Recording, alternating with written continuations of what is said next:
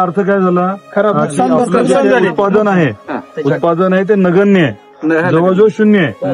ते पीक कापणी प्रयोगामध्ये दिसायला हवं, नाहीतर मग बाकी आपण नुसतं बोलून उपयोग नाही. सगळ्यांना विनंती आहे की कापणी प्रयोगाच्या वेळेस नीट लक्ष द्या. आपण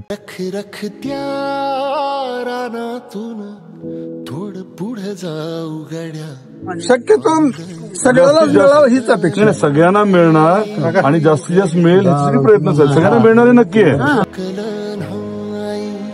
सुकलेल्या भाकरीला पाण्यासंग खाऊ गड्या, पाऊल थकलं नाही गड्या, पाऊल थकलं नाही.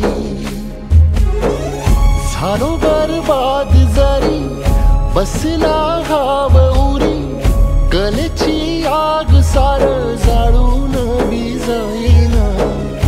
अडला घास असा काळा वनवास असा, पण ह्यो ध्यास अजून